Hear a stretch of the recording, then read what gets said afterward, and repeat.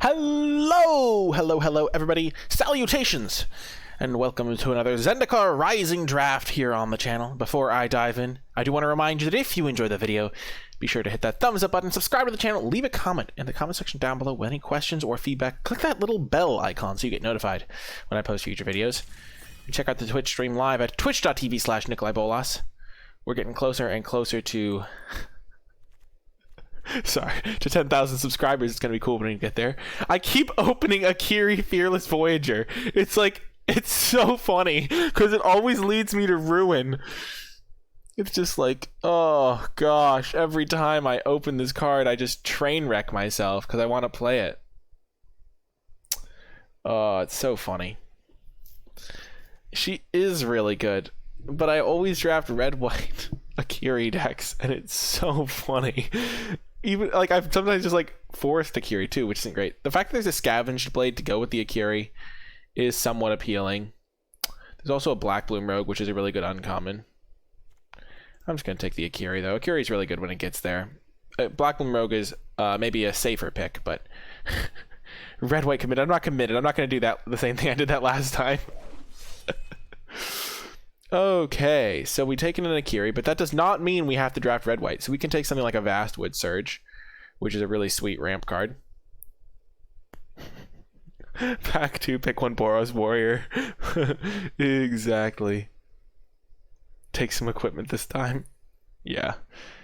That was definitely a problem with my last Akiri draft. But yeah, so Akiri is just a really good card for those of you who have not seen it in action. Basically forms a very difficult engine if you untap with this and you have another equipment. So really powerful play. We're not going to take Cliffhaven Sellsword as a follow-up though, because I don't want to just commit to red-white. I think that Vastwood Surge is really good. If you are in a green deck that cares about landfall, it's great. It can lead to some really cool splashing shenanigans, and in the late game, it is devastating. Oh yeah, she's also really good with Resolute Strike. Tangled Florahedron's also solid. On turn 2, playing a 1/1 that ramps you is good. But a lot of the time, you'll just need a land in the opening hand. But yeah, we're going to take the Vastwood Surge. I think it's the highest upside pick, even though it doesn't go with Akiri at all. And now we immediately have a decision point, because we have Thundering Rebuke, which goes with Akiri. It could also go with Vastwood Surge, so I don't think it's actually particularly close. And then there's Balaged Recovery, modal double-faced land, pretty good in that front. There's also Deadly Alliance, which is a great removal spell. It's worse than Thundering Rebuke, and Thundering Rebuke could let me play the Akiri, so I don't think this pick is particularly close. I think I go Thundering Rebuke followed by Balaged Recovery, maybe over Deadly Alliance. I do like Deadly Alliance, but I don't really like committing to a second color for it when there's a good uncommon. And then there's a Merfolk Windrobber, which I haven't actually played like the mill version of Rogues as heavily. We could also play Vastwood Surge to splash something like a Thundering Rebuke, so lots of potential. Okay. Yet another tricky pick. My mind is immediately my eye is drawn to the Expedition Diviner. This is just a really good flyer, especially in red-blue, like with Thundering Rebukes and stuff like that. The white cards aren't anything to write home about. They're okay. Ardent Electromancer can do really good work in red-white warriors specifically, because you oftentimes have a 2-mana warrior followed up with an Electromancer and play another warrior and just take over. Disruption can be pretty good. Hey, Quantum Network.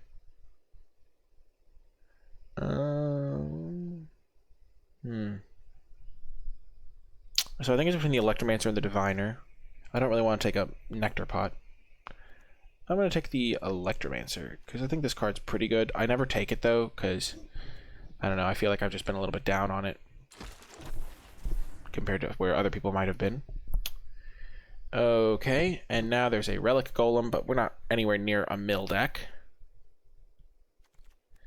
There's a Cunning Geyser Mage if I wanted to try and transition to blue, or I could just take an Expedition Healer. I'm doing well, Condor. Nice to see you. Healer's just a fine 2-drop. Goes with my Akiri deck. Geyser Mage is also solid for red-blue potentially. I could stay a little flexible like that, but I like just getting a 2-drop. Works with my Electromancer. I don't know. It's overall pretty solid.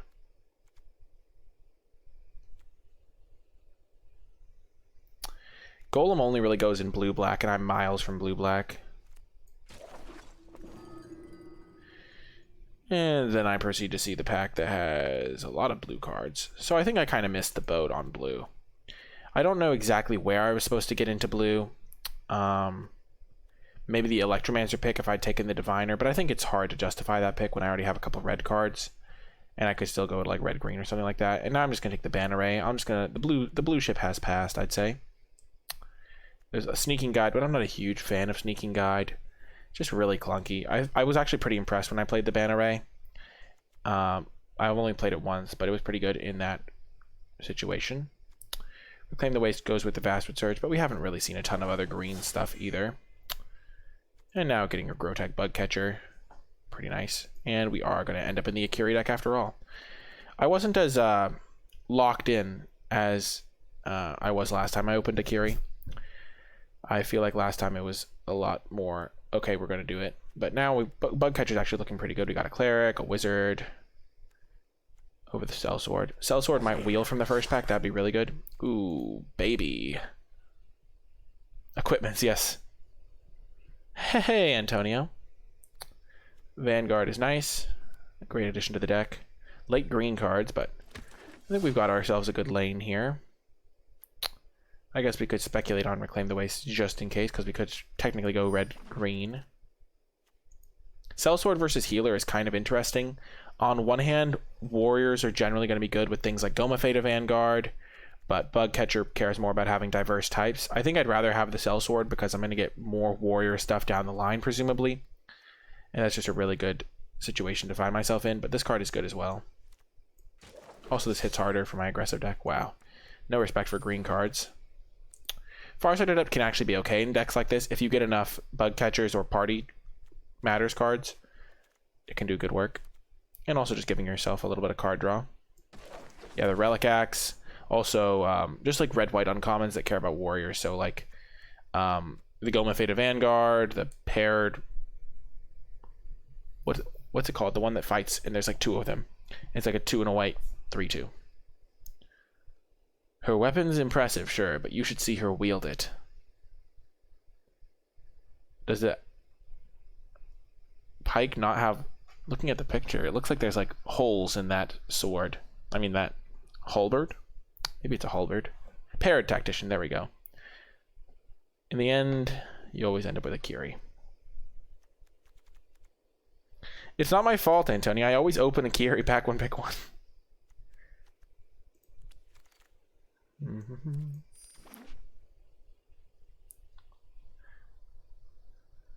Yeah, I tried so hard. Yeah, that's probably not true. My curve is looking good. I need some removal, though. I only have one removal spell right now, but the curve is looking excellent.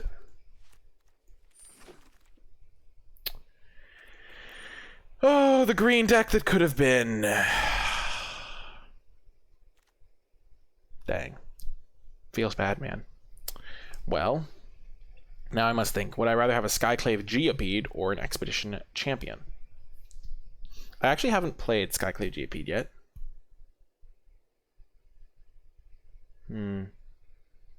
So the Geopede hits for like 5 damage potentially, and the Champion has some synergies with like Goma Fata Vanguard. But otherwise it's just a 2/3. I think I'd rather have the Geopede because this hits really hard. I don't know though. Champion might wheel. I don't think it will.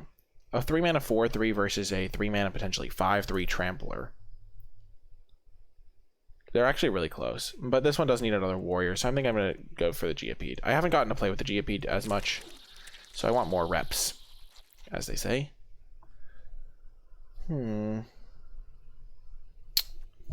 This is close. I really want Kite Sail in this deck. Kite Sail is so good. With Akiri.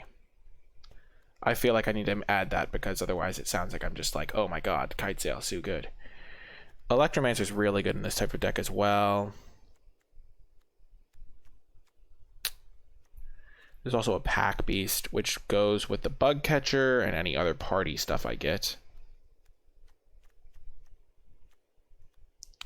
I don't think it's going to wheel, but I think I'm going to take Pack Beast.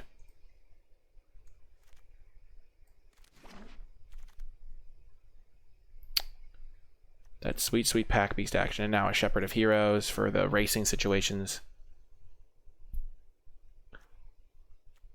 Just a nice cleric. I'm not going to wheel Electromancer. I'm going to take another Pack Beast here. Just gives me a lot of like potential synergies with my tribal stuff. Makes Bug Catcher a little bit better. Works with my healer to give it lifelink. And there's some stuff you can get down the line. Like Seagate Colossus is not the best party payoff, but it's something. And there's like the three and a white flyer. I wouldn't mind a Resolute Strike in this deck. Love me a Kabira Takedown. No, Mace isn't really worth splashing, I don't think. It's just too tough on the mana to splash in an aggressive deck. You're just going to lose more games to drawing your random swamp.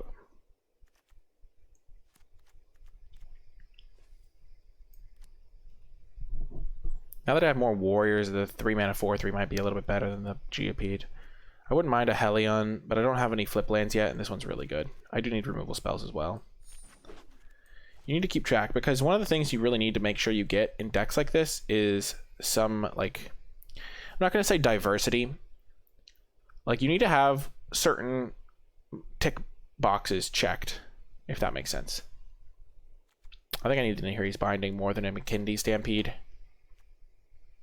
I just need to make sure I get removal spells. Stampede is pretty solid, though, especially with, like, my little ground creatures, but you need to make sure I get removal spells. Because basically, if you have an aggressive deck and you... Wait, what the heck? How did I get 100 viewers all of a sudden? What the heck happened? Must be... Is this a glitch? Did I get hosted? Why didn't I get an alert? What the heck? Maybe Twitch is glitching out? What the heck? I'm so confused. Magic hosted me with 1 viewer. Huh. Maybe Magic... I don't know what happened. I'm confused. Because Zendikar. But yeah, we're going to get Journey to Oblivion. What I was saying before was, when it comes to removal spells, every deck needs a couple. And if you don't take them when you see... Ooh, this is giving me hope that the other champion might wheel. I'm going to take the 4-drop, though.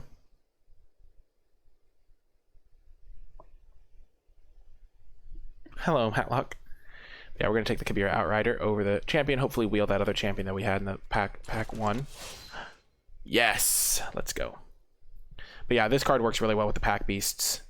We've got pretty good different types. Got some wizards, clerics. Okay, but basically what I was saying is every deck you need to hit certain marks. Like you need to hit some removal spells. In aggressive decks you want some combat tricks.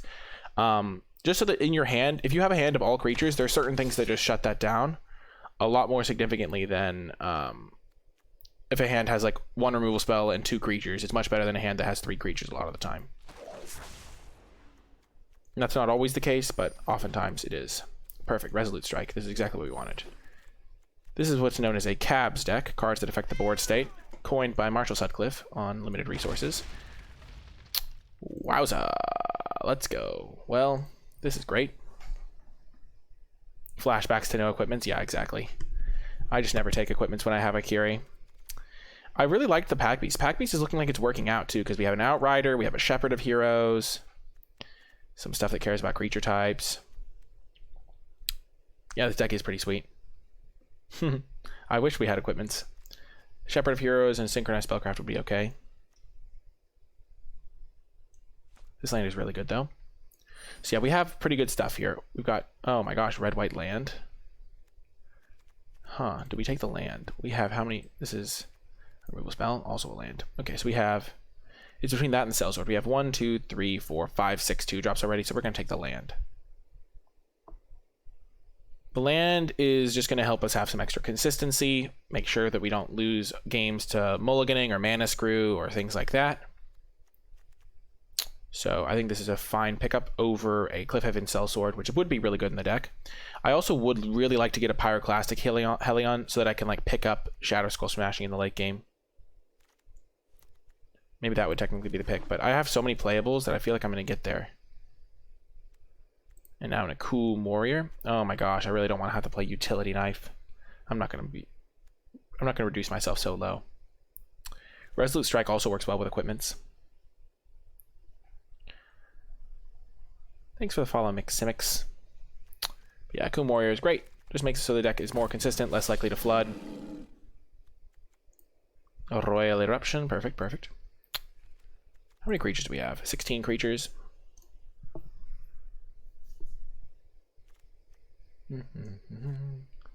Things are looking up. So what do we want most? We want a Cliffhaven Kite Sail. No, that's the wrong card. I want one of the 1 mana cards that gives flying and is equipment. Oh, gosh. Well, it's okay, Scavenged Blade. I'm not going to take it. I'm just passing all these equipments because Kabir Takedown's too good. So one of the things that oftentimes gets overlooked is just taking card quality over synergy. That's one of the things I like to do, is just make sure you just have the best cards you have available. You can have, like, sometimes people are like, oh, I'm drafting an aggressive deck, I just need to take 2 drops over everything. I don't know. I'm just a fan of just getting the best card quality possible. Dauntless Unity can sometimes be okay. I'm not going to want Mesa Links, and this could fill the combat trick role. Gosh, there's a Sajiri Shelter, which is great. Ardent Electromancer's okay, but we already have 3 drops covered, so I'm just going to take another double face card. Yeah, we're probably going to end up cutting Akiri, which is really funny. One slight benefit of Akiri that is a little bit hard to demonstrate is when I play Akiri, the opponents are kind of inclined to like kill it because they don't know, oh, well, that was just perfect.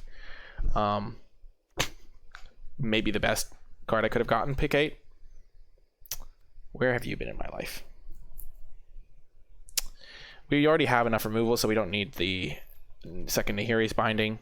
Not that I love Nahiri's Binding, but I think people sometimes undervalue removal in the modern age and just how good it can be to have some. And now another Shepherd of Heroes. Yeah, I like it. Cliffhaven Sellsword came back around.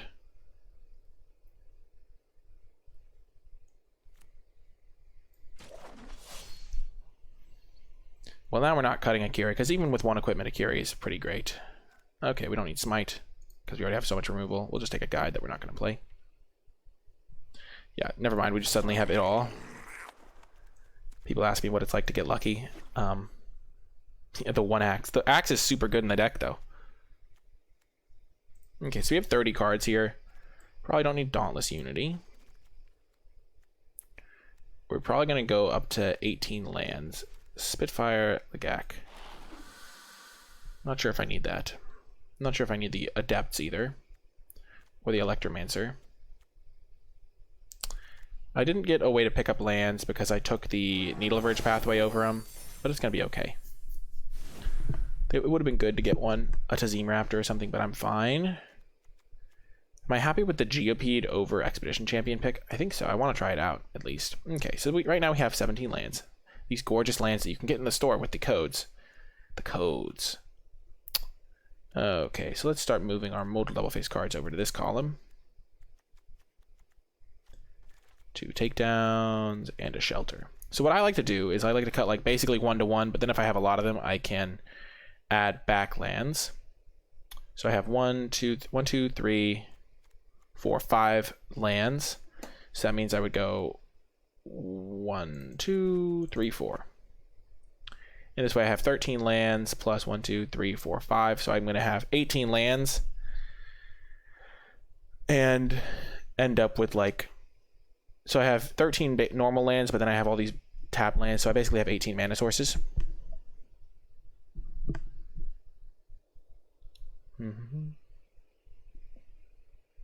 Okay. So we have 19 creatures, so we can probably afford to shave a creature. I like Lagak as just a 4-drop that helps me a little bit ramp. I don't know if I need both Farsight Adepts. Especially because one of the things is my deck doesn't really use lands that well after land 3.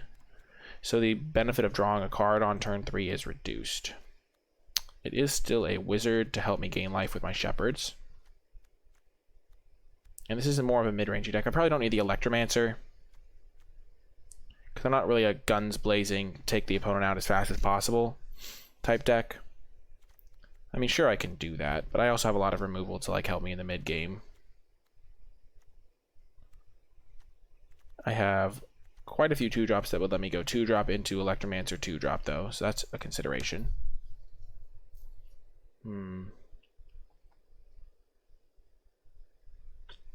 So, what are cards I could potentially shave? We could shave Resolute Strike, we could shave Seagate Ban Array. I don't really want to mess with the 2-drops because they're all pretty great here. I could shave Farsight Adepts, I could shave Electromancers. I want to keep the Champion because it does work well with a bunch of my 2-drops. It's like a 3-mana 4/3. I want to keep the Geopede. I want to contrast these cards because I had the choice between a Geopede and an Expedition Champion. I want to see what it is. I have drafted Red Green Quantum. Keeping a Kiri because we have an equipment now. We could cut the Lagak. So we have 4 more slots. We could add a land as well. So we have 13, and we have 1, 2, 3, 4, 5. 5 slots there. So that's 18. I think we want to add a land because we have so many 1, 2, 3, 4, 5. With 5 double-faced cards, we're going to have stuff to do. And these are all like actually efficient cards. So we're going to want to add a land, I think. So right now we're slightly more biased towards white. I think that's likely to continue. So we're going to add a plains here. So now we have 3 more cards to add.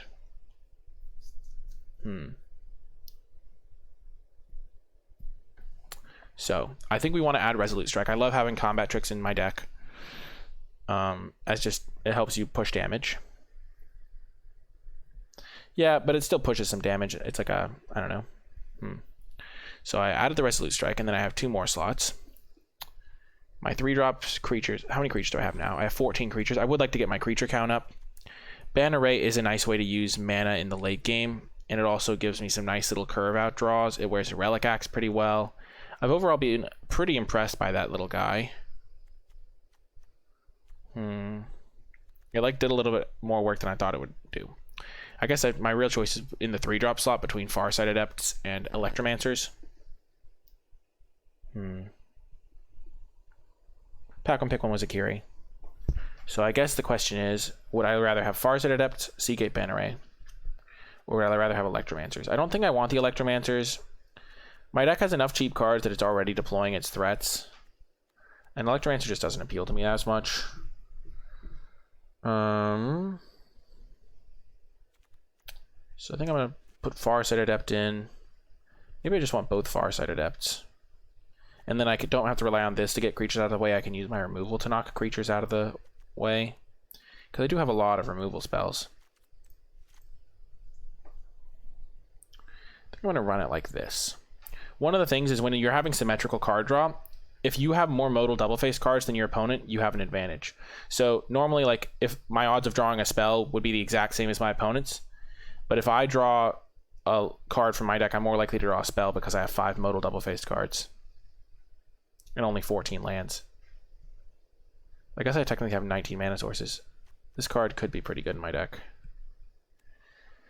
I don't really want the Electromancer or the Lagak, so it's basically between a Ban Array and 1 Farsight Adept.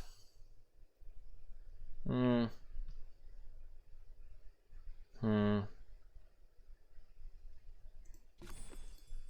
a Ban Array and a Resolute Strike.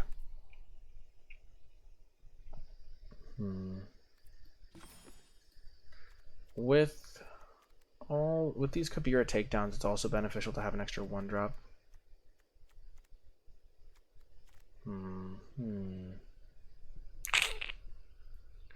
Yikes, this is tough.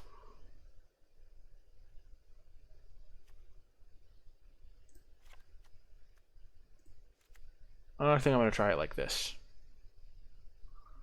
This card's pretty good in the right spot, but yeah. I'll see you folks in the matches. Before I get to the matches, I want to give a huge shout out to all of my patrons over at patreon.com/NicolaiBolas, and special thanks to those who support me at the credits level. It is thanks to Patreon support that I'm able to upgrade my equipment with the new webcam that I recently got, and things of that nature, so I really do appreciate that. And you do get a couple of perks like being put in the credits as my way of saying thank you. If you would like more information, you can find that at patreon.com/NicolaiBolas. Thanks again to all of my patrons, and without further ado, let's get to the matches. We are going to keep this hand on the play.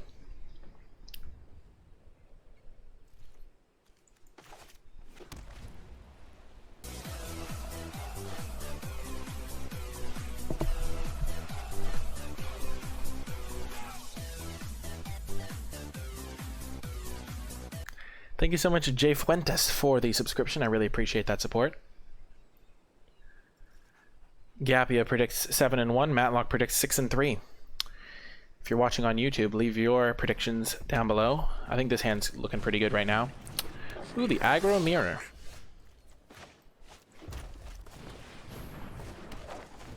We have cleric, wizard, warrior. Long ago, the four nations lived together in harmony. Everything changed when the Fireblade attacked.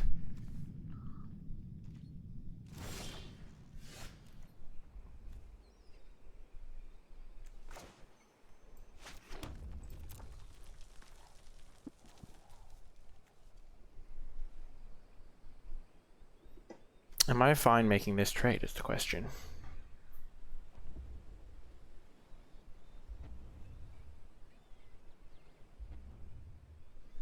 Can it get better for me? Are these just going to trade off inevitably? I don't really have ways to buff this. This can get really scary if they have combat tricks. So yes, I think I am fine making this trade. There is no war in Ba Sing Se. The draft went really well, Aqua Gang.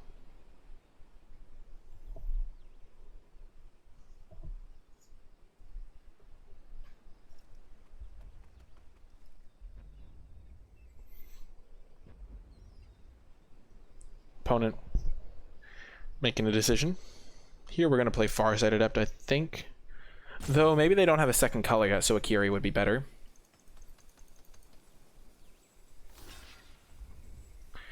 Yeah, that actually makes sense to me. If they're missing a color, I don't want to play a card that makes them draw a card. I'd rather have them stumble for a turn. So I'll play Akiri. They also might sequence things to make sure they kill the Akiri. Okay, so they have their second color, so there's no longer any worry. Sure.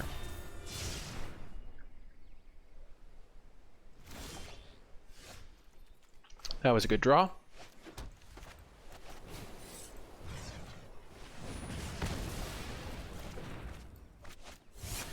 I'm just doing this to save time. It doesn't really matter. I would normally play this post-combat, hopefully, if I was doing it correctly.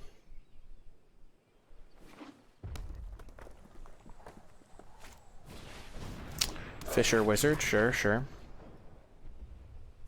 Fisher Wizard can trade with this. That's okay. One other benefit of symmetrical card draw is when you have fewer cards than your opponent. It's nice.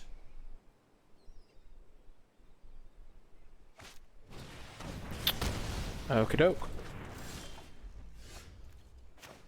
I do have a white 1-drop, so I would rather do it like this.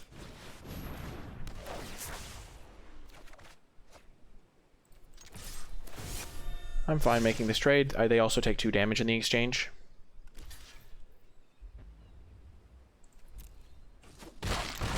If a trade's going to happen anyway, you might as well make it favorable, because they traded, but they took 2 damage, which is nice.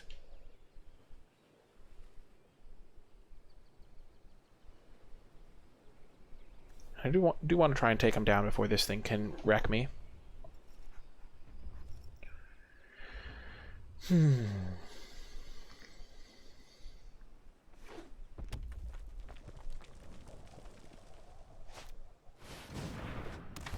Okay.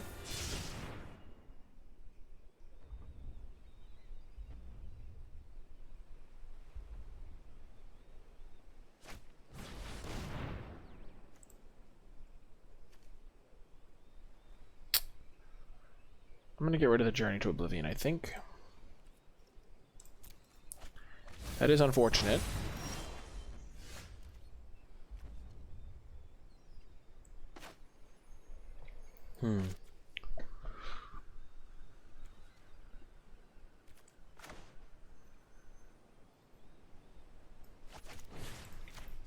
So what I'm going to do is I'm going to stop that from blocking.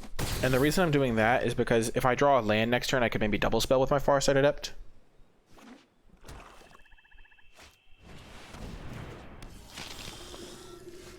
So now...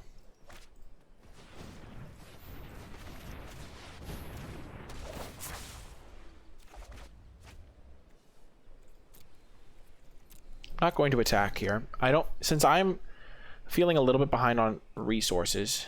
I kind of want to save my Thundering Rebuke. Ah, that's not good. Yikes. That's the best I've ever seen drawn a Silencer, not gonna lie.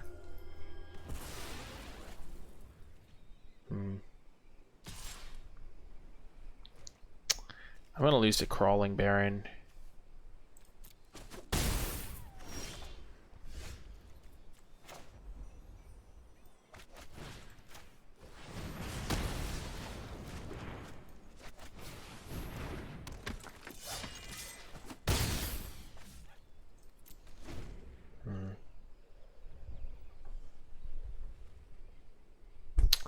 Yeah, Silencer really got me good.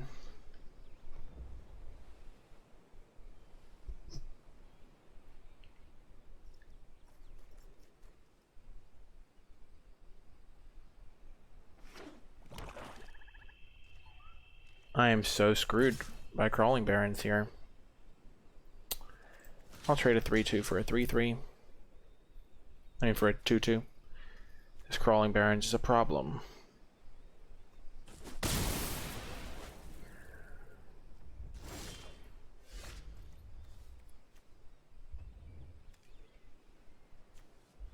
Was I supposed to play the Warrior last turn in case I drew Shepherd of Heroes? Because that's one of my better outs.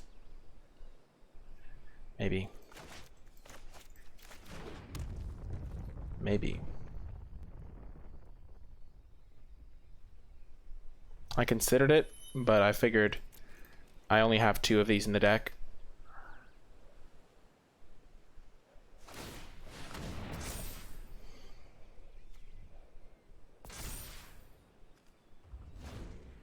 Oh, they could have tapped it to itself, I think.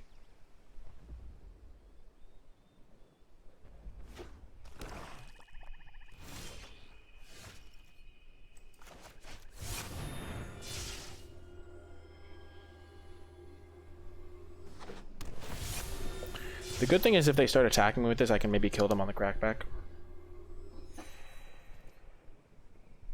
If I draw a land, I can use Seed Gate Bannerite and then immediately activate it.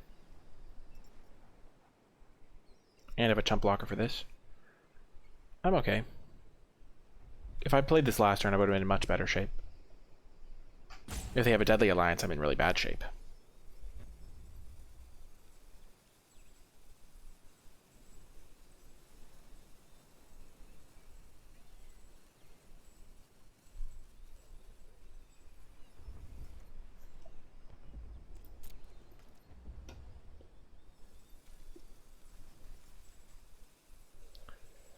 I don't know if they win the race if I'm hitting them for 3 every turn.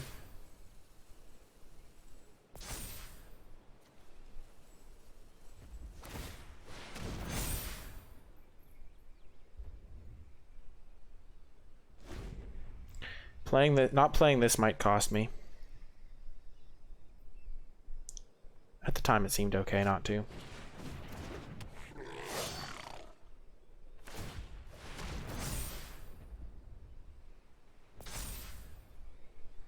Hit me for 8. I dare you. Sure. No blocks.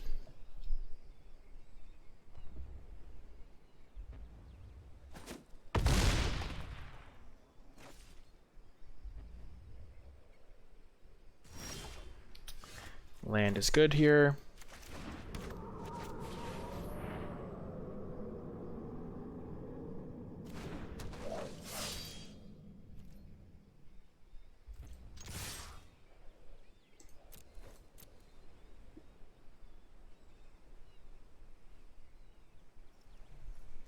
Certainly pumping. Fireblade Charge is going to be chump blocking. Presumably.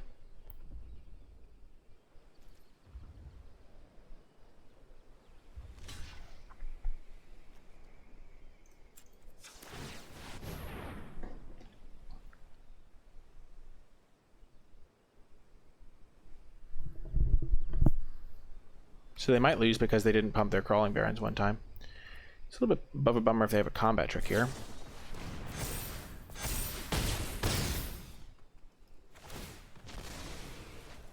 Oh, are they going face?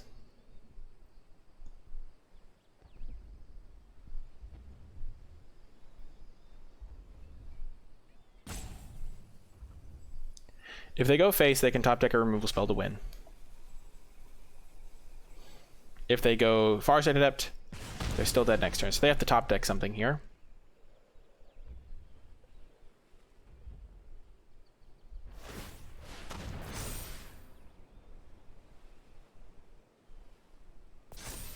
Oh, do they top deck it? Or maybe they just have a chump blocker.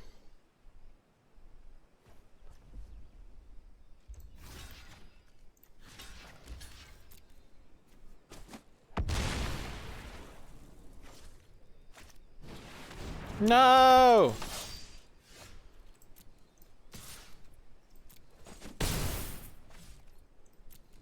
So now I have to chump this. I could still get him. No! I was so close. Yes! Woohoo! Yes! Oh, that was a close one. That was like down to the wire. I thought I was just going to lose to that Barons. That Mind Drain was also brutal. Whew. Well, they flooded a little bit. That was lucky. And I'll see you folks in the next round. Round 2. You will keep this hand. So we have 2 mono double face cards.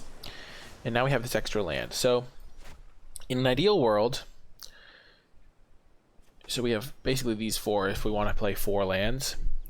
Takedown's also a really good spell. So I think we want to save our modal double face cards in this hand because we can still go 2-drop, 3-drop without them. So I think we just lead with Mountain. And Kabira Takedown's a legitimate removal spell. We're 1-0 Matlock. Very close round 1. Any new songs? I did write the mono white song that I was trying to come up with. It's to the tune of Have you ever seen the rain? And it's Have you ever seen a plains? See, I'm not sure I like just running it out like that, but this is going to work out for us.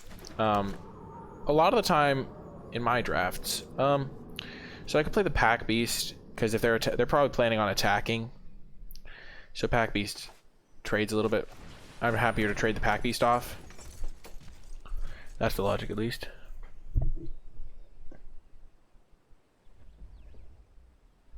And also maybe they'll be more likely to trade damage with a Pack Beast. Do they have Subtle Strike? That would be bad. Yep, so this is exactly what we were hoping for.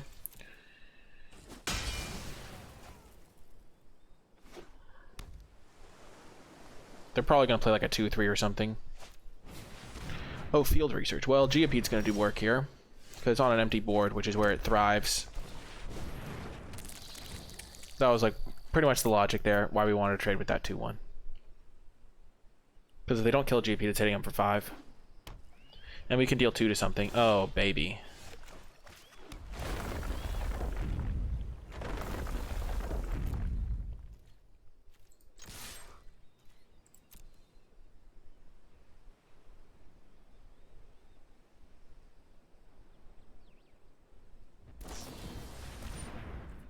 Sure.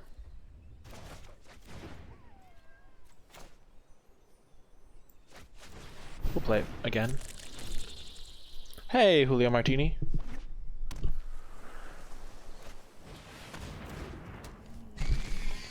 Did they pay this with kicker? Ah!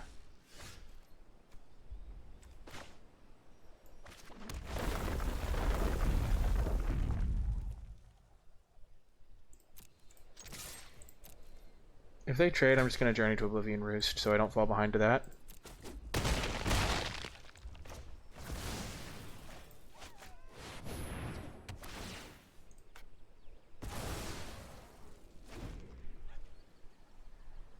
Yeah. Thanks, Julio. Diviner, eh? Almost enough to do sellsword, takedown, but we're just gonna play it slow. We have our smashing and our... We'll just play these 2. If they have a Jawari Disruption, we want to play it in that order.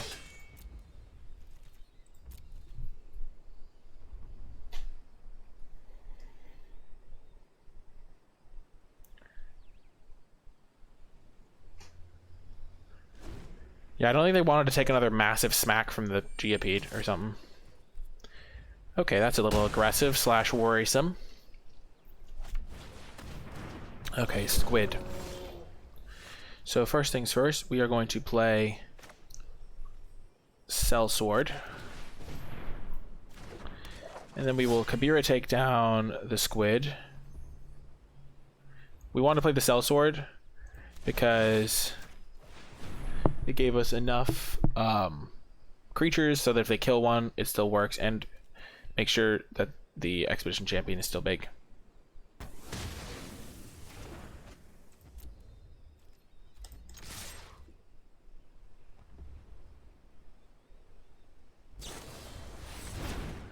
See, that's why we did it in that order, because if we'd just gone for it, it wouldn't have worked out.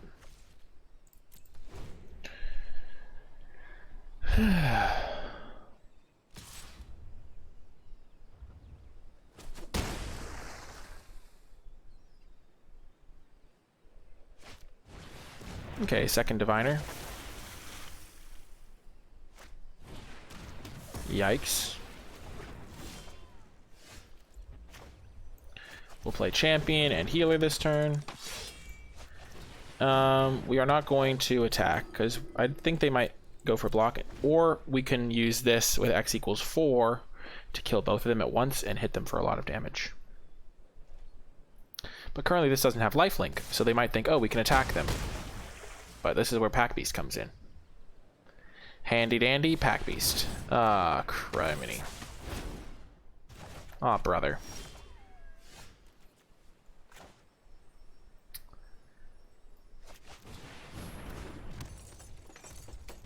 We're fine making these trades. And we gain 2 life to boot. They're slightly lower on cards, so we'll do it like this. I really want to kill both of these at once.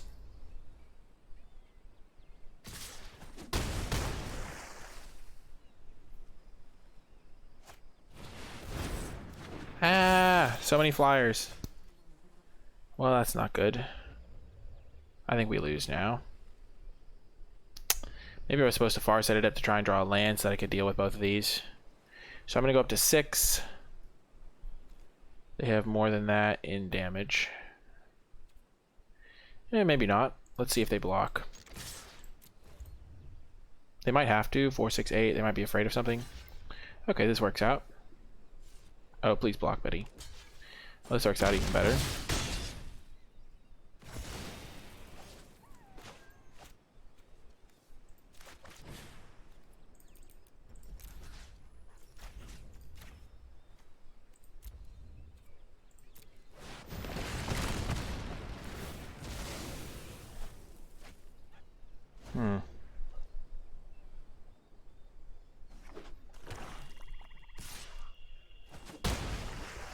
We would need another cleric, but we have Shepherd of Heroes to draw. That would win us the game, I think. Another Roost of Drakes, eh? Hey, Pacha? Well, we're still in it.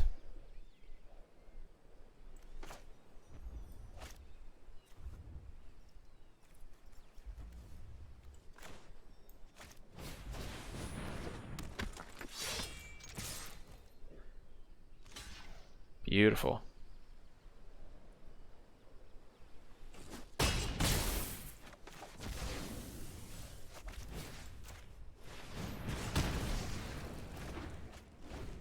Now they're dead on board. See you later, Arc Gang. Ah! Why? Yes! The counter top deck. Okay, so what can we do here? This thing won't be able to block. This thing will have lifelink. I think we do it.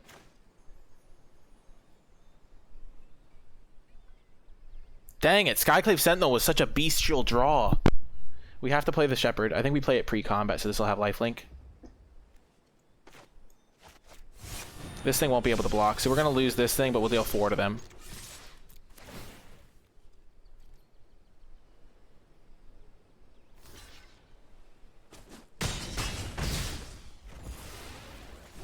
Okay. Wow, this has been wild. Oh my gosh. Oh my gosh, we're okay, we're still in it. They attacked with their sentinel. They must have something. Oh, you've got to be kidding me. Time to top deck something with our Farsight Adept.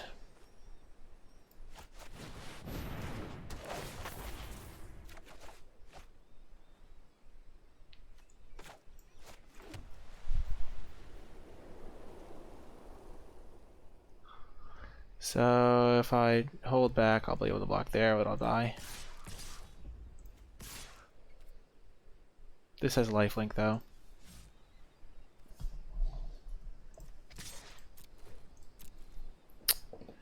Man, they got there just enough. I figured they might have to block this so that because if they're afraid of a combat trick or something. Gosh, I can't believe they got there. Wow, that was such a fierce contest of top decks. But unfortunately, they got the best of it in the end. Wow, second roost of Drakes, eh? Yikes. Super close round, though. Welcome to round 3. On the play. Is this keepable? We need either a mountain or 2 lands before our pack beast does anything. I'm going to keep this. If this wasn't a pack beast to help me cast my stuff, I would not keep it. Also, if we didn't have 2 colorless things to cast, I wouldn't keep it. Also, the fact that we have mostly white cards is really helpful as well. This is probably getting played as a tap land next turn, so that I can then start casting my red spells on turn 4.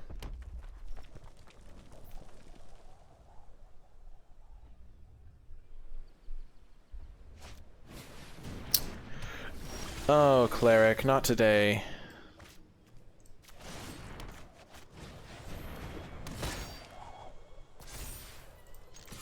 I won't be able to attack with this anyway when I play it, so I might as well just start getting in. 4 damage a turn is nothing to scoff at.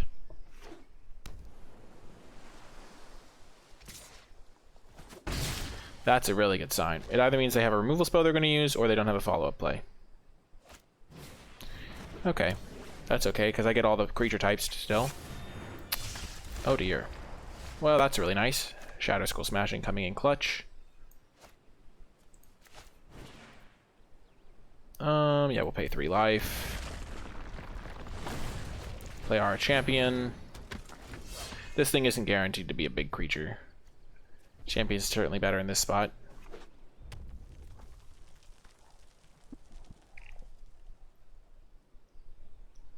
Red-blue party, perhaps. Well, that's not good.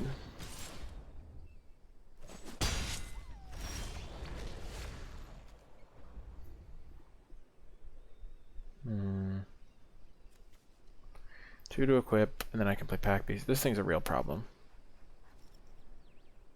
Really good against Geopede.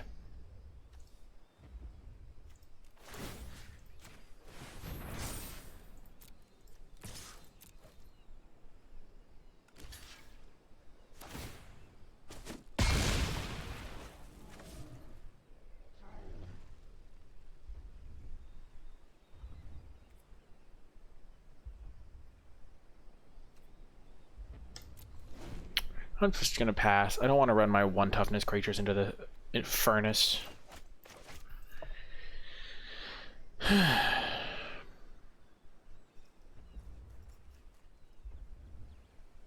Because this way, if they have a wizard, they won't play it necessarily. Hey, Luca, thanks for the raid. I really appreciate that. Welcome in, everybody. We're currently drafting Zendikar. We have a really cool red-white warriors / party deck. And it's going pretty well.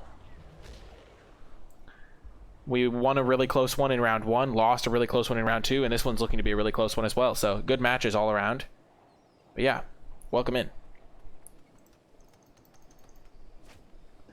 See, this is exactly what I meant. Now Deliberate doesn't kill my good pack beast, the untapped one.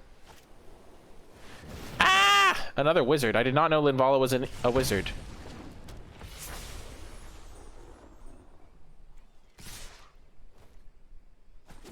Okay.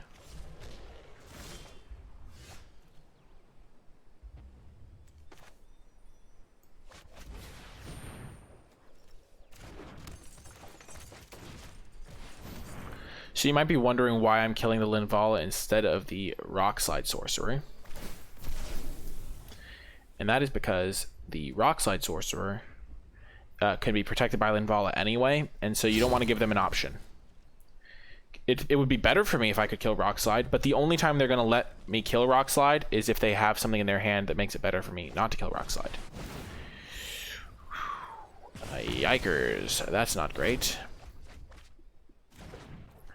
This could save me, though. Come on, land. Yes.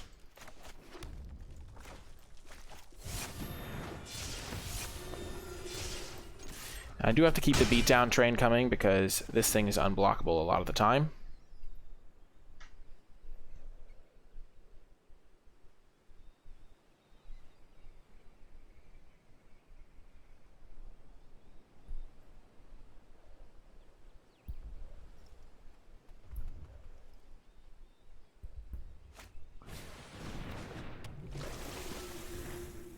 Oh no, so they have another party creature?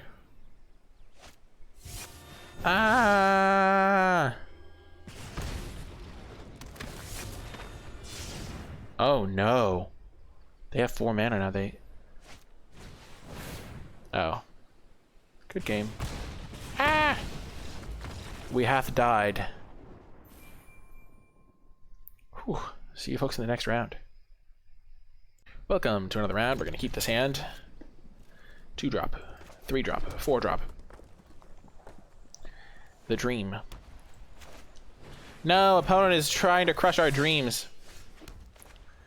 I like getting the Vanguard rolling, especially because this thing trades with this if the Vanguard's not attacking. With the curve, you would play the Electromancer. I don't love Electromancer just as a card. It can lead to some explosive starts, but like in the mid game, it's just kind of useless a lot of the time. And a lot of my 2-drops are white 2-drops, which further makes it worse. Like if I had all Grotag Bug Catchers, I'd be happily playing it. But the problem is if I have Cliffhaven Sellswords, it doesn't do anything. Well, this is inefficient to kill the Cleric, but I think I have to. So another Cleric, it gains like, okay, so I don't have to worry about it this turn.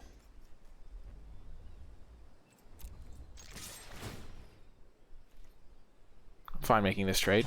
Okay. I'm glad I did it in that order then. Beautiful. That worked out well for me. Oh, this is working out really well for me. Well, maybe based on the context of their hand, Goma Fate is a pretty scary card. A lot of reasons. Okay. Now we can Royal Eruption and Sellsword, and the next turn could be your Outrider the Sellsword.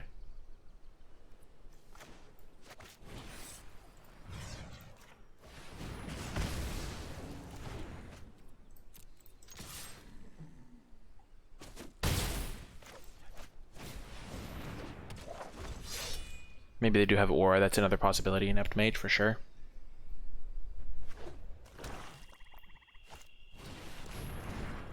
Core Celebrant.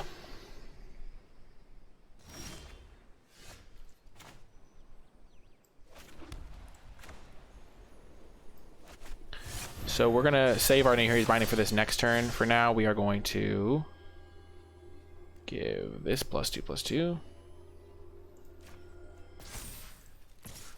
Because we can only attack with one of them anyway. We could have technically buffed this one, attacked them with both, and they probably just block. Because you don't play a 1/4 not to block, and then this thing ends up tapped. Okay. Okay. Maybe we actually tap this. I mean, yeah, we're probably going to just binding that. Ooh, that's really good.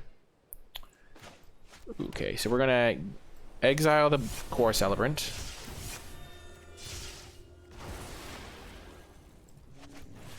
Get rid of the Shepherd this way.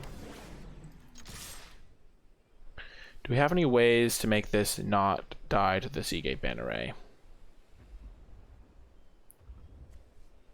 This thing can chip in on double blocks. We already have another Warrior. I think trading this for a Seagate Band Array is going to happen eventually. And Band Array does have some extra use in this situation. I have Relic, sword. I have the relic sword is a reason not to do this. And I also have my own Bannerray would be a reason not to do this. So that's 2 draws. So I guess I don't really want to attack with this guy. It's a non-zero amount of draws. It's like decent odds of drawing one of those over the next couple turns.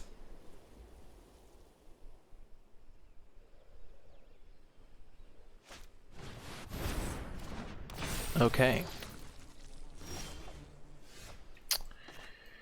Rewarded for my foresight. Exactly what I need.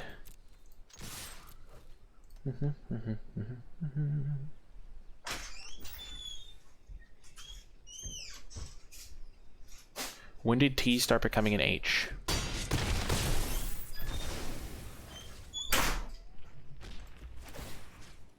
If they have Smite the Monstrous, they can kill it on my turn, but...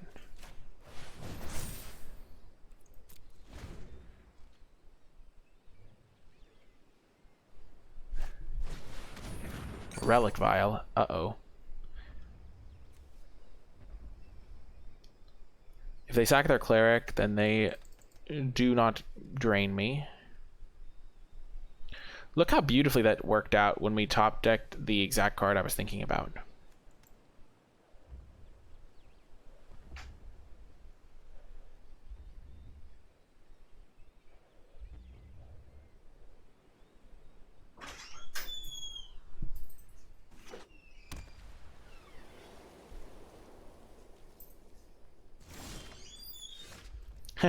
Back to back drawing the 2 cards that we were talking about. Oh my gosh, look how perfect this is.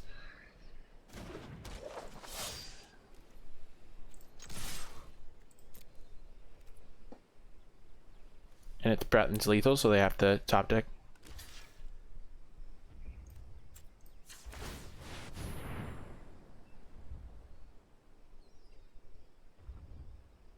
So they're going to get to drain us by sacking this, but they weren't going to have to sack that before. They were going to have a 1-2 in play. Whew. That was wild. And any of these, so this is lethal on its own. This is lethal when combined with this. We've had a lot of good games in this. Really close. Nail biters. And Seagate Banneret. Been real clutch. Someone in a YouTube comment told me it was pronounced Banneret instead of Bannerray, and that it was irritating them. I think it's because it looks kind of like the same spelling as beret.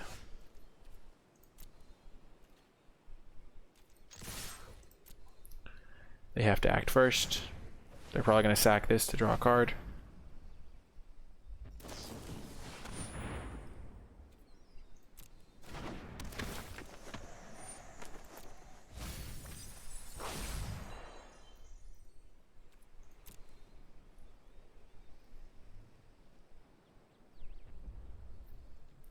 Hey, Mega B-Star, welcome. They're blocking that. So in this situation, we wait. Because if they block like this, they're still taking lethal, so they have to do another response first, and then we can gauge from there what we want to do.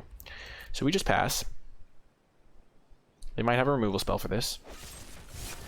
That's okay. They take 1, and then we can... And they're going to lose this thing. And then we can play our Geopede.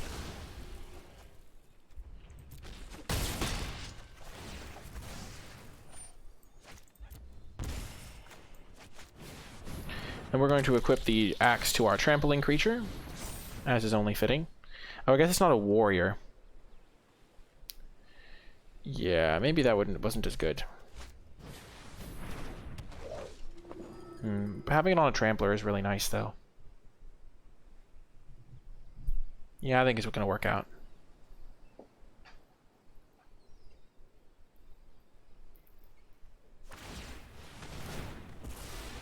Okay, so now they get to drain me on their turn. Okay, Akum Warrior. So if we play this as a land, then we can still activate this. I think they might just be dead on board. They lost the ability to give this lifelink. I'm gonna play this as a land because I think it's gonna mean they're dead.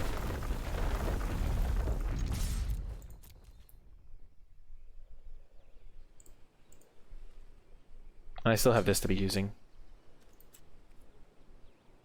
So they're still taking lethal here. There's 4, 5, 8. Yeah, so we don't need to pump yet.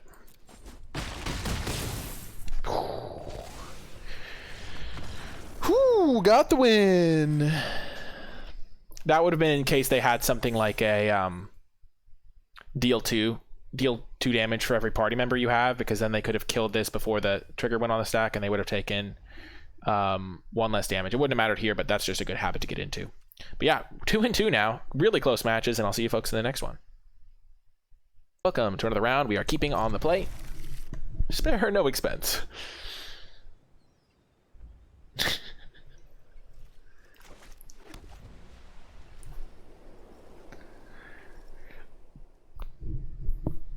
This like reminds me of where I live, kind of, with like the mountains in the distance, like looking out the window.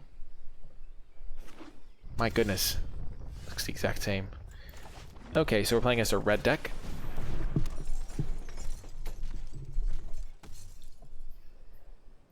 Turn 3, we can either play Geopede or the Adept. And Geopede it is. Will you trade? Upload this, please. Oh, I'm planning on it.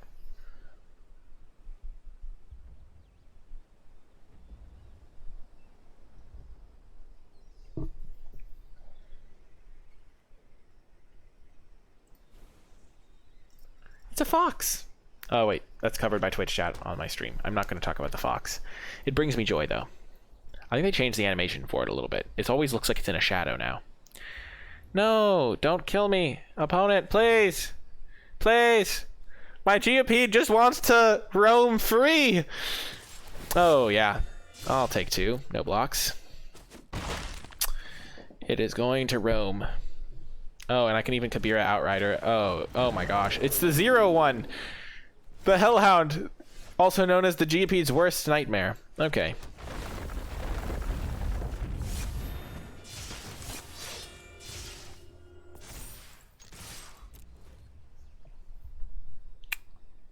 So the reason I did this is because it's more mana efficient. Even though technically I could get an extra +1/+1 if I did this thing first, now I can go Royal Eruption and Farsight Adept in the same turn, which is really big. Oh, we went 6-3 with that in Mage. It was really a good deck, even though I was playing some copies of Deliberate in my deck. So now Royal Eruption has a chance of going face, though we are a little bit away from that, especially with our low land count. Getting there would be tricky. So I think we're just going to zap a blocker, play a Farsight Adept post-combat.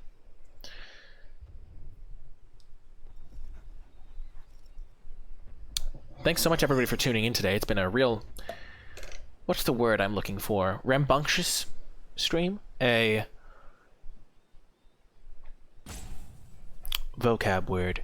Rambunctious is a good word. It has been a fun-loving stream. Oh, hello, Relic Rubber. It's a rogue, and he's holding something. Well, I'm not going to block. Does that change my plans? So I'm certainly playing the land pre-combat, so I can play the land.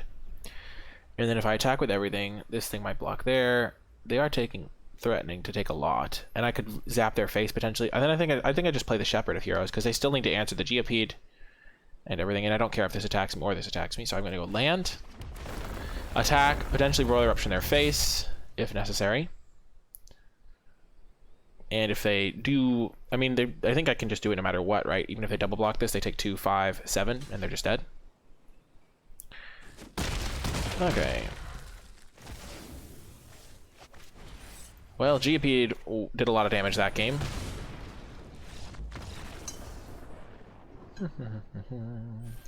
That is why Akum Hellhound is not necessarily the greatest. If you top deck it later, it's not great. But yeah, 3-2. See you in the next round. Welcome to another round. We're keeping this. We got our Vanguard with double Sellsword. I am doing well, Alex. It was good, and then Bubble Snare. Yeah, that's a sad feeling. The Florahedron, no! In Limited, I tend not to bolt the bird, because you can generally just bolt whatever the follow-up is to the bird. Let's not say Mucklord was okay. Actually, never mind. I remember, I think I said this card has never done anything whenever I've drawn it. That's awesome, Alex. I appreciate that. Well, not bolting the bird may have ramifications.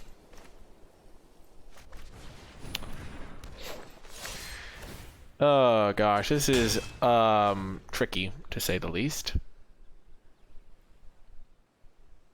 Hey, Teferi Flyer. Well, this is going to be good for us. We can kill that, so good on us. Please don't play something that... Oh no. Well, hopefully this is their only threat.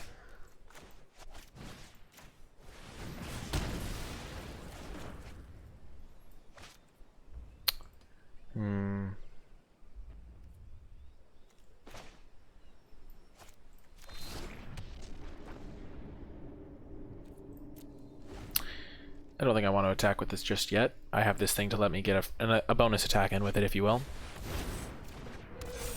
Hello, Knowledge Colony. Let's try to draw a land, shall we? I'm sure they have a lot of stuff in play, but... Yikes. If we could draw a land, it would have been good. Would have been good.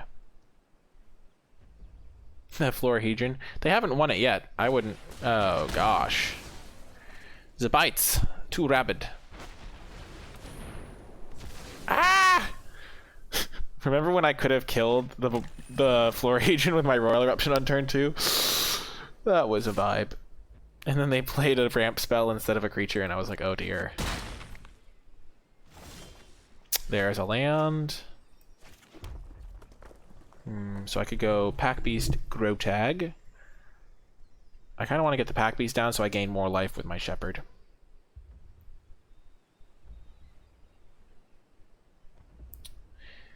Is it time to attack for 3?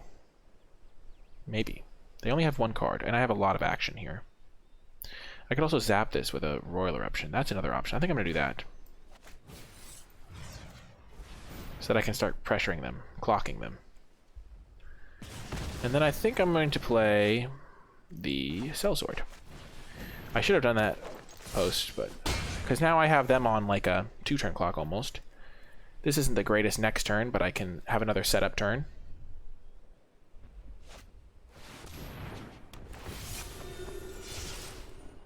This does not line up well. Oh, that could be good.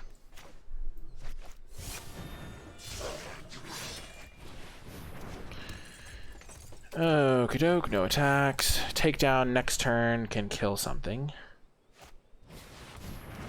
Okay, we're gonna have to grind this one out piece by piece. Oh, please just attack with that, thank goodness. Okay.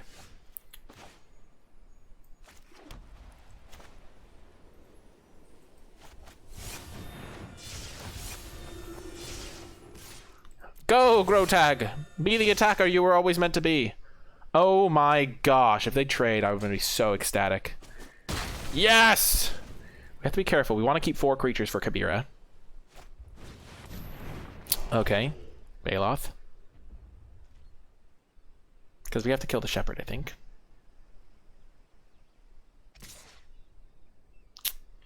Good attack, buddy. Unfortunately, it's not going to work out the way you want. Land, perfect. Okay, so we go land. So we want to play this first. So what do we want to target with this? So we're going to kill the Shepherd with our Kabira. And then we're going to probably want to target the Pack Beast. But then we die to this thing if we don't leave back a blocker. So let's just buff up the Shepherd of Heroes, shall we? And we'll hold back the Pack Beast and this thing to trade for the Baloth. That sounds good to me. I guess we could buff up this thing, technically.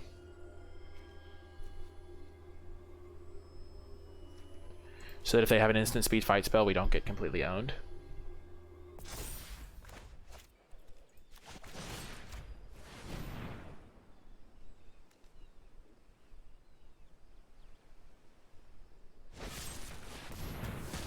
Oh yeah, that was not the card I was thinking about, but it did save my Shepherd of Heroes.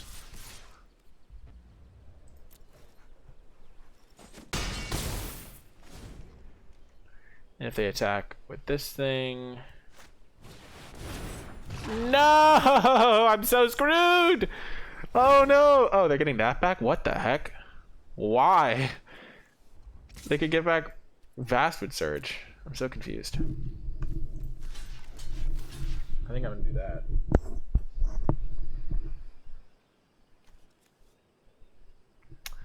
Is taking 5 good? Not really. They're gonna have a 4/4 trample next turn.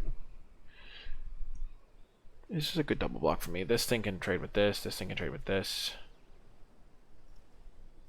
The problem is my 2/1 doesn't do anything.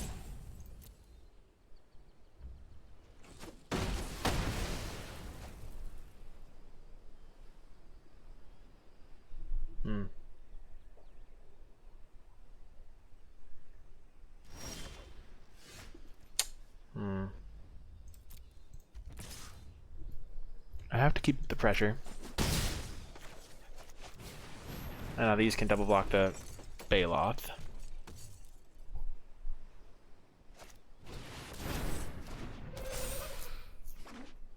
Sure.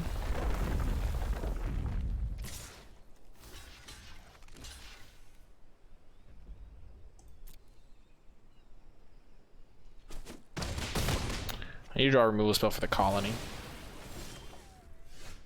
That'll do, pig. That'll do. So if I attack them and they attack me back, I get them to 8, I go to 4. They go to 5, I go to 1. Yeah, I'm not going to do that. That's a losing proposition. I have good top decks because I have very few lands in the deck. Whoo! Oh, yes!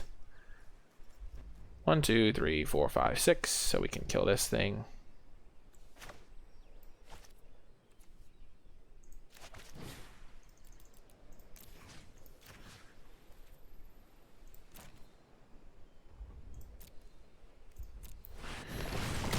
We're not going to get greedy because this way we can start attacking. Hey, we drew a rare. I knew we had one. Let's do it. Oh, baby. Look at us go. 2 for 2 in the top deck battle. Who would have thunk it? Our intrepid explorer clawing his way back in. Opponent even admits that it's pretty nice.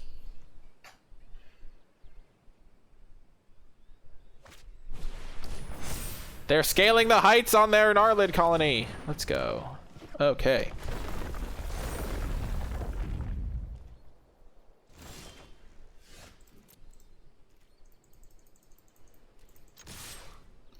Send in with the jokers. And then pray that they do not have +5/+5 Pulsa Marasa. I did also draw the binding. I've drawn pretty well. I've drawn like a few in a row. If they have it, then if they have Might of Marasa, that would be a really crazy ending. Whew, got the win. Another close one. The modal double-faced card coming in clutch. Oh yeah, ranking up. See you folks in the next round. The round on the draw, needing a plains. I think we mulligan this. I main deck Broken Wings. Yeah, 1 copy's fine in the main deck. We have Royal Eruption. If we draw 1 land, we can play the champion. I'm gonna keep this actually. I was trying to convince myself to mulligan it. Why would I mulligan when I just every time I'm gonna hit my exact card that I want?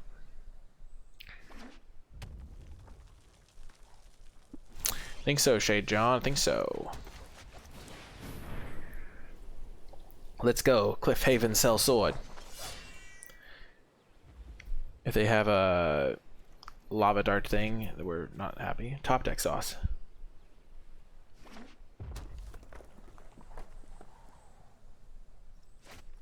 How does someone... oh my gosh. Now we must be victorious. Okay, do I play the champion? Probably. I think I just play the champion over the Skyclave.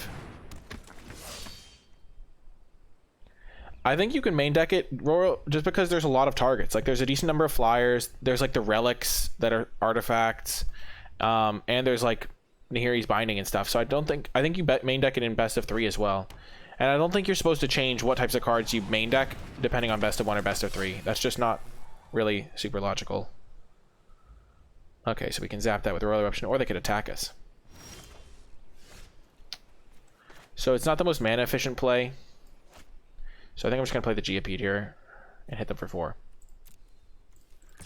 Actually, I'm probably okay with these trading off, so we'll just do it like this. Because I could have Royal Eruptioned this and hit them for 7, but this way I get to potentially double spell in the future, which I like.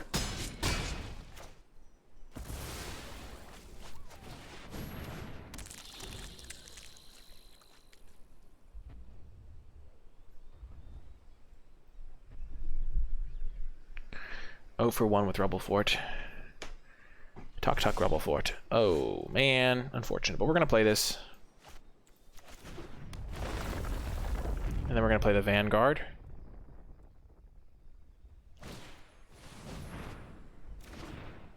Okay. And then Rebel Fort will never be able to block.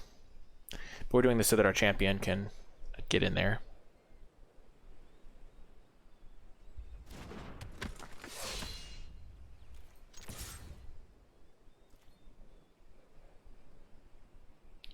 Relic Axe is such a good card.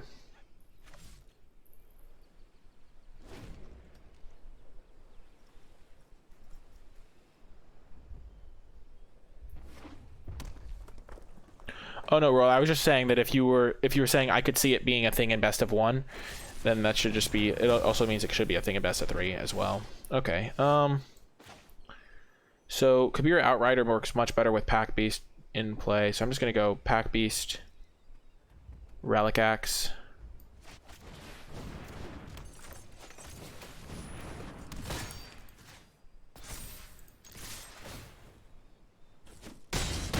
I think I missed lethal.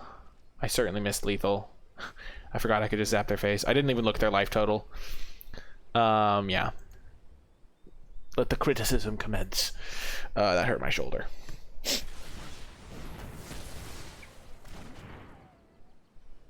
Well.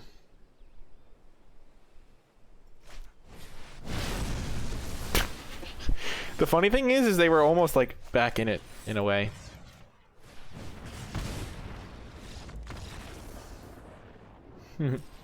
OMG, it missed lethal. So true. Got the win in the end though. We're 5-2. See you folks in the next round.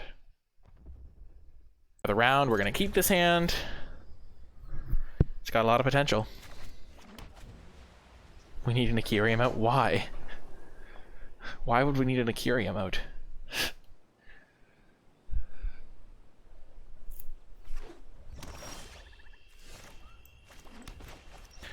The healer. Sashiri Shelter. Play the healer first because it can gain lifelink.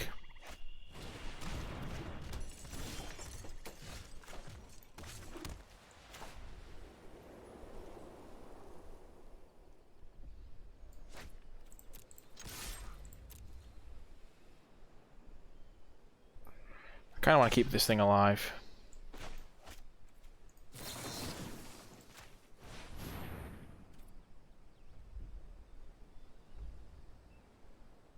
Is there any way to undo?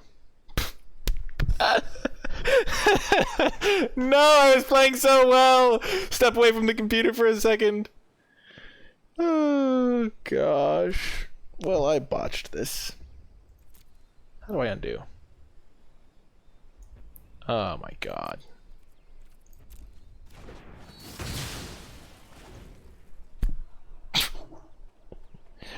Well, that was really bad.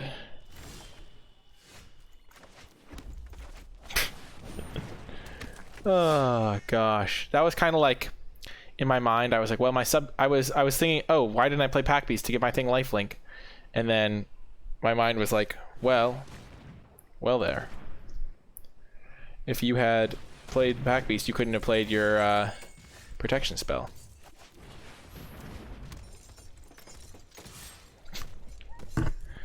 There is no justice.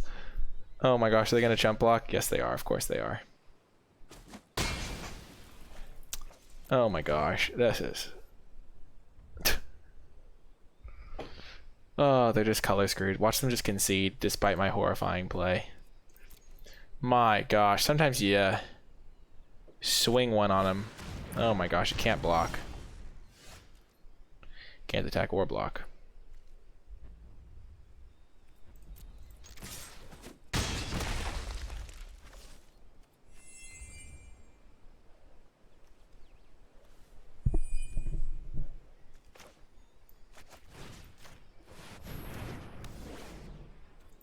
We're going to do that. We have plenty of removal. Can't activate its abilities.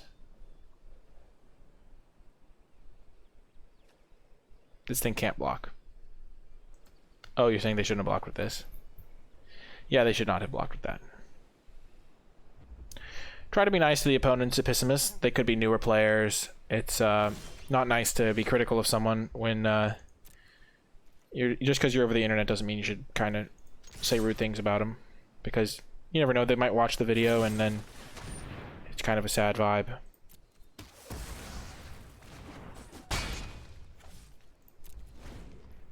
They're probably just, they don't have any lands, so they can't cast stuff. Kind of the opposite of my problem. Except we're getting close to Royal Eruptioning Face. As a walkover myself, I'm highly offended. Okay, let's go.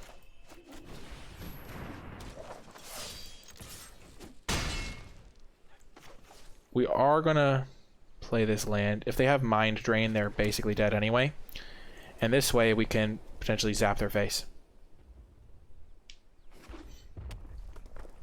I'm glad that we were stopping them from milling us. I think that was a good heads-up play.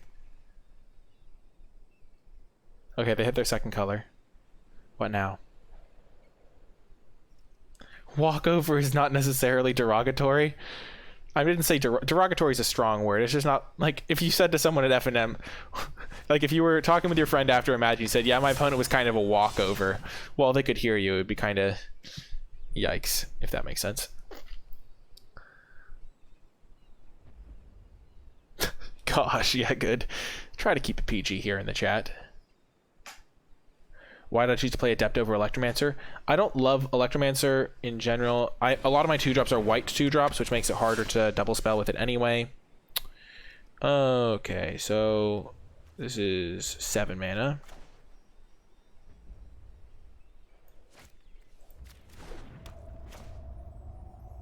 Oh, so they're dead on board, yeah. Not going to miss the dead on board here.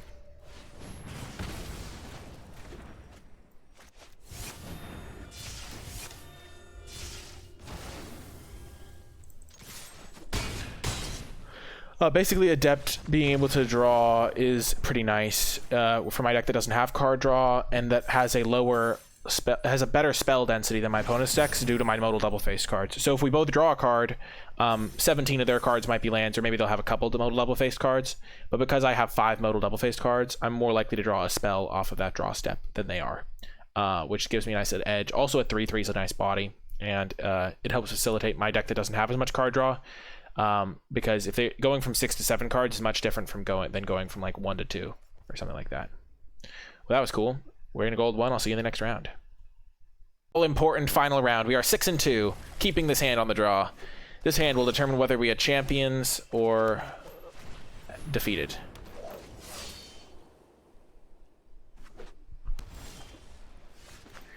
Off to a rocket fast, blazing start. We would love to draw 3-drop creatures so that our cards can keep the pressure up. We would like to not draw more lands unless they are modal double-faced cards. Okay, goodbye, Banneret. More removal is actually not good for me here because I'm not putting any pressure on them. But it is better than drawing a land. Banner, my favorite.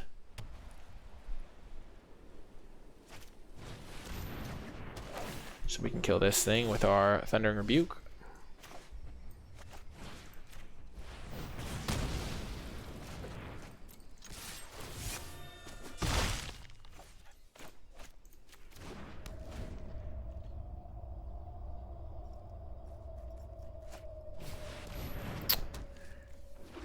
Okie doke. We can actually technically beat this card if we stop drawing so many lands. Ah!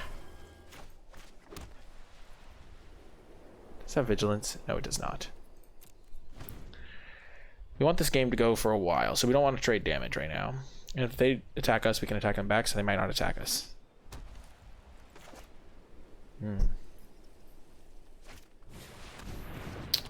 Well, we're certainly going to Nahiri's Binding that, even though it makes all their clerics really good.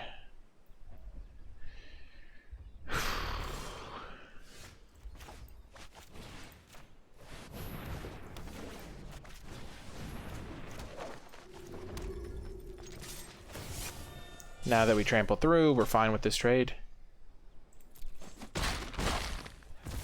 So any clerics they have are really bad for us. Looks like they're playing a cleric's deck. Oh, gosh. So now we don't have to play these lands. Okay, opponent. What's your game? Fellow Retreat is incredible and limited, yeah. They must have something, right?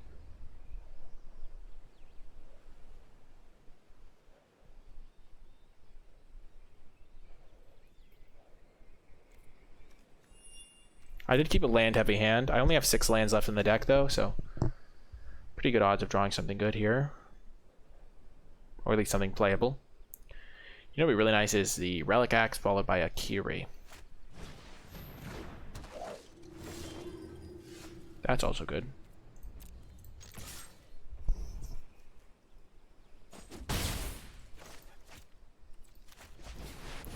Whoom.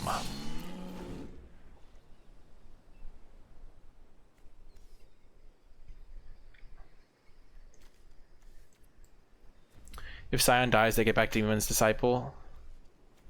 And that gets back their core Kitesail Cleric.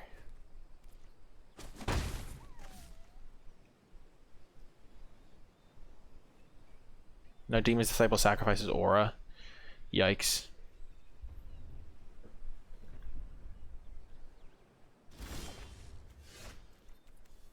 Akiri, nice. Step 1. I'm not going to attack into this, I don't think.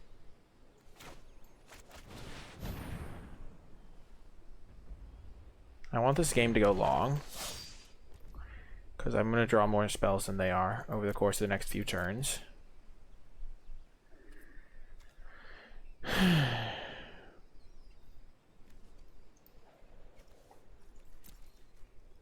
And then I can swarm past their guy.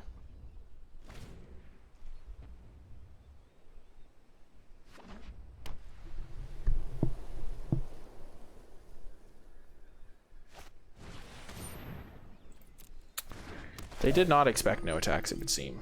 So this thing grows.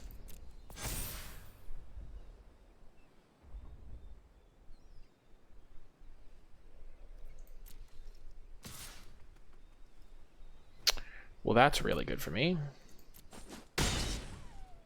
I think. What can I top deck here? Because then this thing can't start their chain of getting stuff back. Hello. So I can't kill this with that.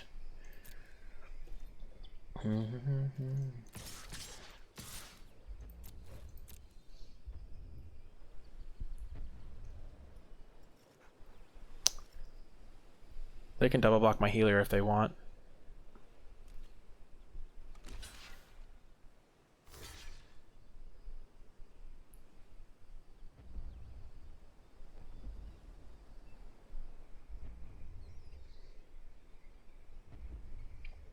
If they do have Settle Strike, this play doesn't work out very well for me.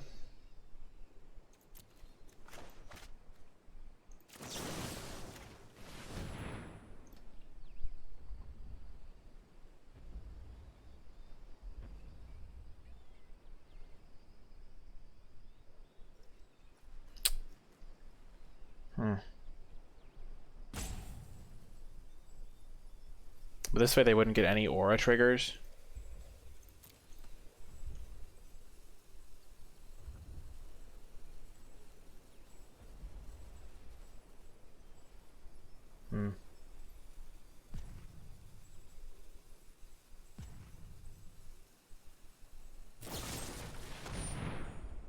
Sure.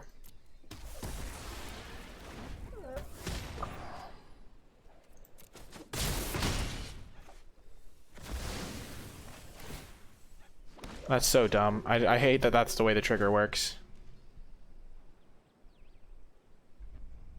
Kind of a BS if you ask me.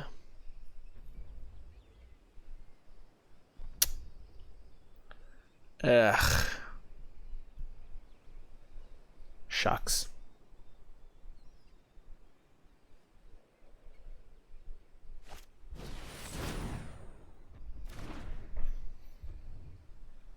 Yeah, they top decked it. Can't beat it. They can sack Aura to get back the Demon's Disciple again if they really wanted to.